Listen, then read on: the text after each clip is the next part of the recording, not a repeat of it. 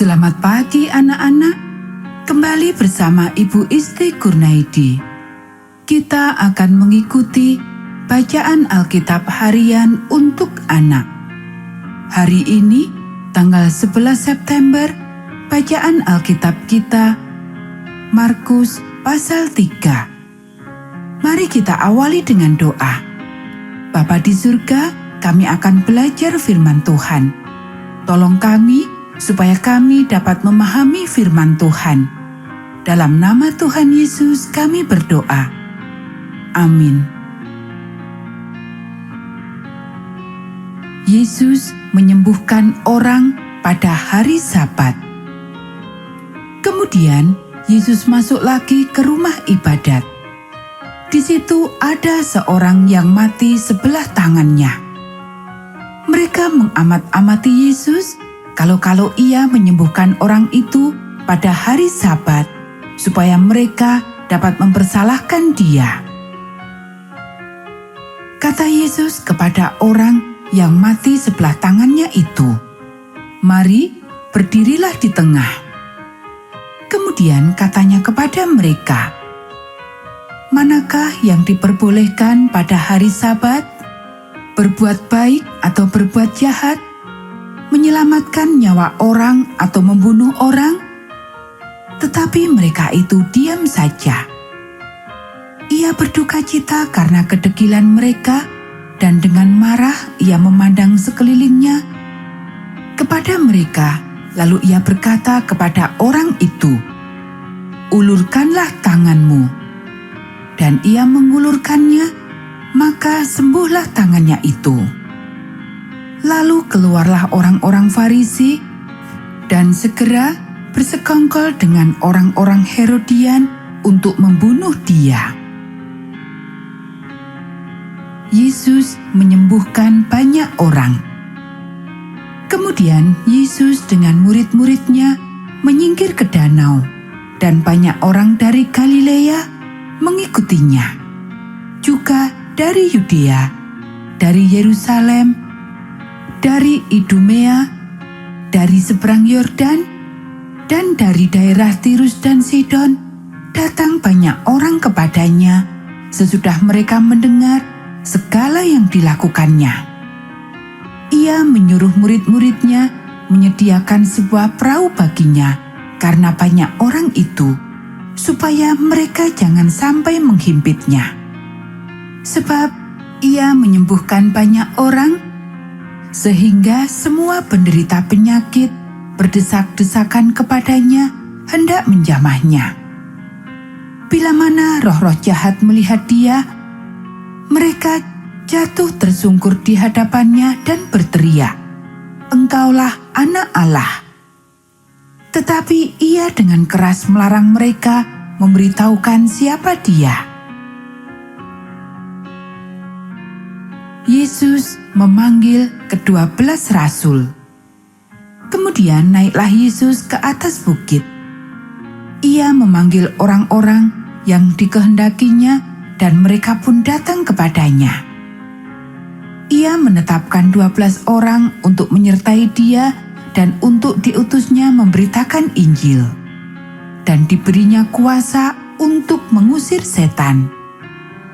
Ke-12 orang yang ditetapkannya itu ialah Simon yang diberinya nama Petrus, Yakobus anak Zebedeus, dan Yohanes saudara Yakobus, yang keduanya diberi nama Boanerges, yang berarti anak-anak guru. Selanjutnya, Andreas, Filipus, Bartolomeus, Matius, Thomas, Yakobus anak Alfeus, Tadeus, Simon orang Selot, dan Yudas Iskariot yang mengkhianati dia. Yesus dan Beelzebul. Kemudian Yesus masuk ke sebuah rumah.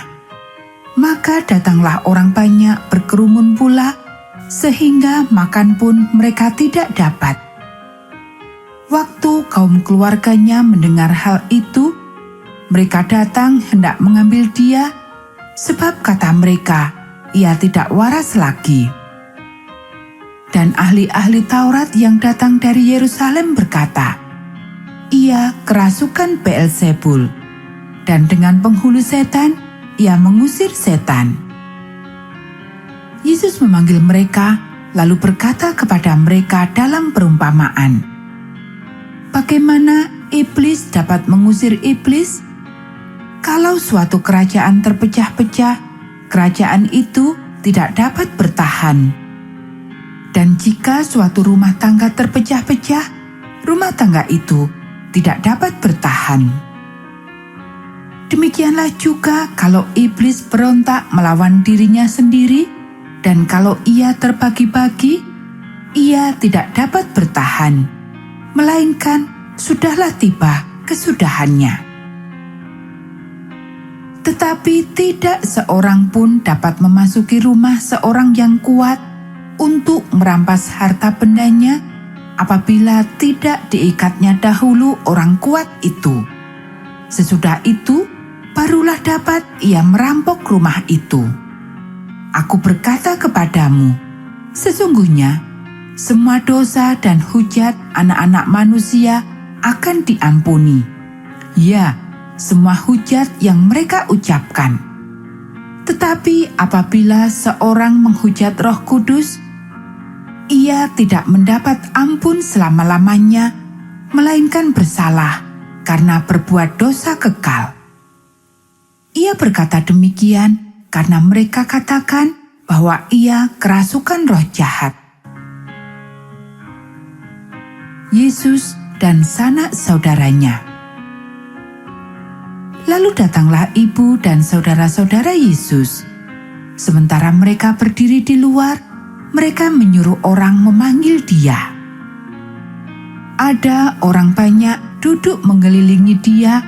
Mereka berkata kepadanya, "Lihat, ibu dan saudara-saudaramu ada di luar dan berusaha menemui engkau."